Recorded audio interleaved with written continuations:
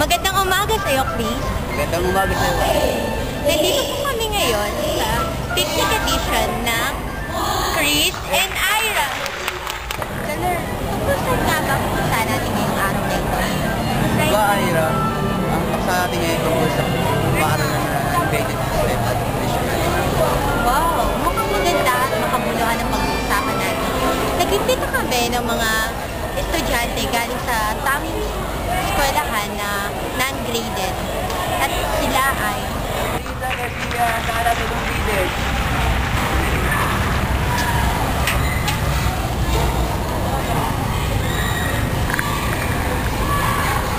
Magandang umaga. Magandang umaga po. Magandang umaga din po. Anong year na ba kayo ngayon? Fourth year high school na ako ngayon sa Angelico. Ako din. Ilan naman kayo nagsimula ng para sa Since 1995, nag-start na ako sa Angelico. Nursery yun. So ako yung matawag mo lang yung Angelica. 20 hours. Oo nga eh. Diba? Oo. Ikaw Hana. Ako yung 1996 ako nagsimula. So kinder ako noon. So parang hindi talaga kayo nakaranas ng traditional system.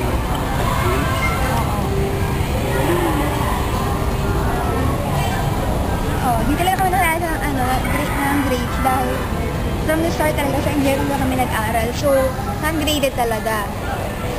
Pwedeng pakipaliwanag kung ano po talaga ang ibig sabihin ng non-graded system. Dahil marami sa amin ay hindi alam kung ano.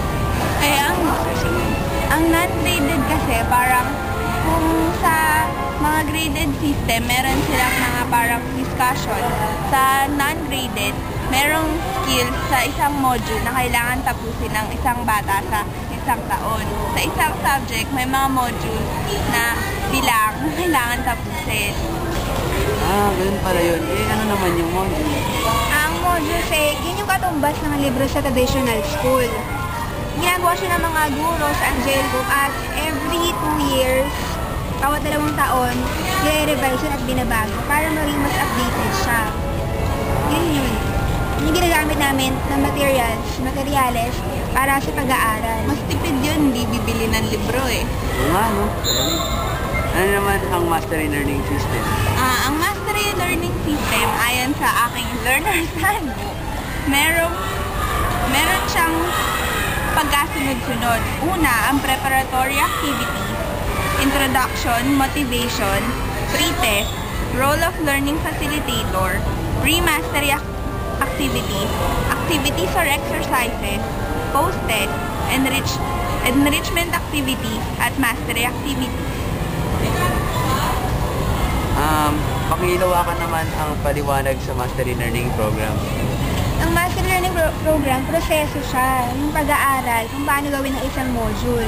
So may mga activities siya para mahanda yung estudyante. Tapos, nagawa pa siya ng maraming activities para mahasa talaga siya. So pag handa na siya magsusulit, mag-take siya ng MA, Mastery Activities, para talaga ma-master ng mga pag-aayos ng time schedule. Pag-aaral. Sa akin naman, syempre, maganda epekto ng Angelico sa akin. Marami ito natulong lesson, pero talaga natulong niya sa akin na magiging independent. Natuto talaga ako na ako talaga yung gagawa ng modules, yung initiative talaga. Hindi na natulong sa akin. Kakaiba pala talaga ang inyong sistema.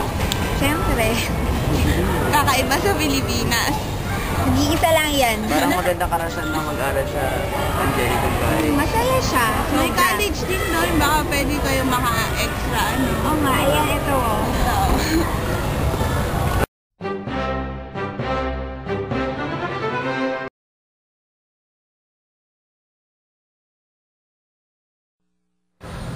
Hey, I'll take one of those chickens. Sure. Which one?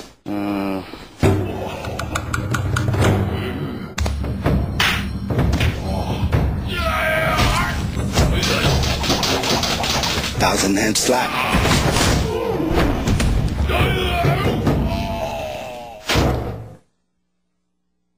I'm gonna go with that one. Good choice.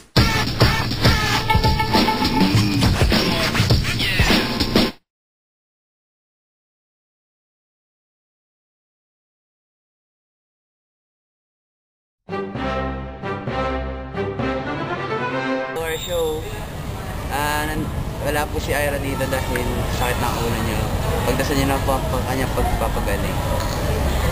Nandito po ngayon sa pangalawang segment na nandito po si Miss Kate Lambada at Miss Micaela Lopez. Gandang umaga sa'yo, dalawa. Magandang umaga sa'yo, Chris. Magandang umaga din sa inyong dalawa. Saan kayo nag-aaral? Nag-aaral ako sa Paris. Ako naman nag-aaral sa US. So, anong baitang nyo na? Third year high school na. Ako first year high school pa lang. Mukha nga.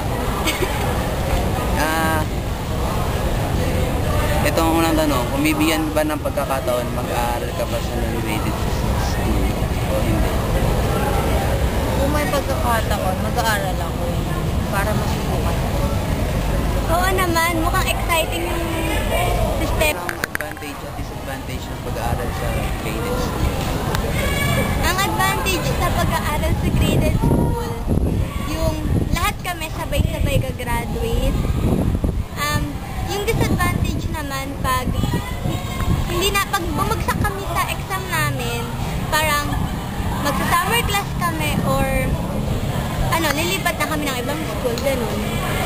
Ang advantage ng graded school, malalaman mo kung anong top ko na, kung mataas ba ang grado mo, tsaka madali lang makakuha ng mga credentials, mga ganun. Tsaka ang disadvantage naman sa non-graded, nagmamadali ka, tsaka time pressure. So kung alam mo na kung ano yung grade mo, mas lalong magsisipag ka pa dahil sa mga awards. Balita ko ang Angelico College ay mahilig din sa extracurricular activity. Ang graded ba may oras pa para doon? Oo naman. Marami. May field trip nga kami eh. Field trip. Meron pa ba nun sa inyo?